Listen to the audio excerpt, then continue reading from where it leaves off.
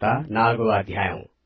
అప్పుడు యేసు అపవాది చేత శోధింపబడుటకు ఆత్మ వలన అరణ్యమునకు కొనిపోబడెను. 40 దినములు 40 రాత్రులు ఉపవాసముండిన పిమ్మట ఆయన ఆకలి కొనగా, ఆ శోధకుడు ఆయన యొద్దకు వచ్చి, నీవు దేవుని కుమారుడవైతే ఈ రాళ్లు రొట్టెలగునట్లు ఆజ్ఞాపించుమనెను. అందుకాయన, మనుష్యుడు రొట్టె వలన మాత్రము కాదు గాని దేవుని నోటి నుండి వచ్చు ప్రతి మాట వలనను జీవించును అని రాయబడి ఉన్నదనెను. అంతటా అపవాది పరిశుద్ధ పట్టణమునకు ఆయనను తీసుకునిపోయి దేవాలయ శిఖరమున ఆయనను నిలవబెట్టి, నీవు దేవుని కుమారుడవైతే క్రిందకి దుముకుము, ఆయన నిన్ను గూర్చి తన దూతలకు ఆజ్ఞాపించును, నీ పాదమెప్పుడైనను రాతికి తగలకుండా వారు నిన్ను చేతులతో ఎత్తికొందురు అని రాయబడి ఉన్నదని ఆయనతో చెప్పెను. అందుకు యేసు, ప్రభువైన నీ దేవుని నీవు శోధింపవలదని మరి ఒక చోట రాయబడి ఉన్నదని వానితో చెప్పెను. మరల అపవాది మిగుల ఎత్తైన యొక్క కొండ మీదకి ఆయనను తోడుకునిపోయి ఈ లోకరాజ్యములన్నిటినీ వాటి మహిమను ఆయనకు చూపి, నీవు సాగిలపడి నాకు నమస్కారము చేసిన ఎడల వీటినన్నిటినీ నీకిచ్చెదనని ఆయనతో చెప్పగా, యేసు వానితో, సాతానా పొమ్ము, ప్రభువైన నీ దేవునికి మొక్కి ఆయనను మాత్రము సేవింపవలెను అని రాయబడి ఉన్నదనెను.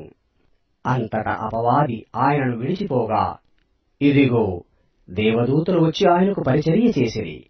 యోహాను చెరపట్టబడినని యేసు విని గలిలయకు తిరిగి వెళ్లి నజరేతు విడిచి జెబూలూను నఫ్తాలీయుల ప్రదేశముల ప్రాంతములలో సముద్ర తీరమందలి కపెర్నహూమునకు వచ్చి కాపురముండెను. జెబూలూను దేశమును నఫ్తాలి దేశమును యోర్దానుకు ఆవరణున్న సముద్ర తీరమున అన్యజనులు నివసించు గలిలయయు చీకటిలో కూర్చుండియున్న ప్రజలను గొప్ప వెలుగు చూచిరి.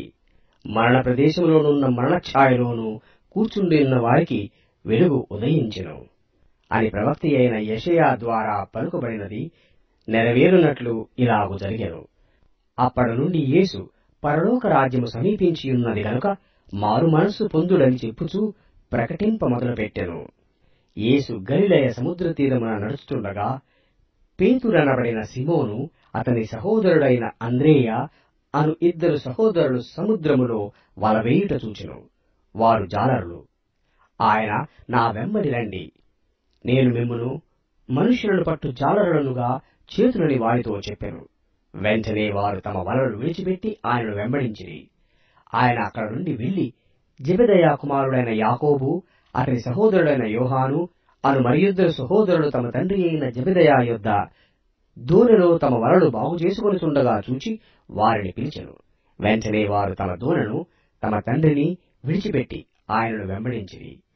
యేసు వారి సమాజ మందిరములలో బోధించుచు దేవుని రాజ్యమును గూర్చిన సువార్తను ప్రకటించుచు ప్రజలలోని ప్రతి వ్యాధిని రోగమును స్వస్థపరచుచు గలిలయందంతటా సంచరించెను.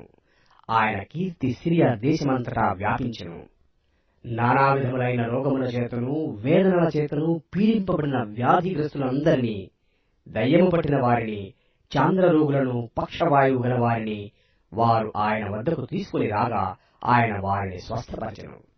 గలిలయ, దెకపోలి, యెరూషలేము, యూదయను ప్రదేశముల నుండియు యోర్దానునకు అవతల నుండియు బహుజన సమూహములు ఆయనను వెంబడించెను.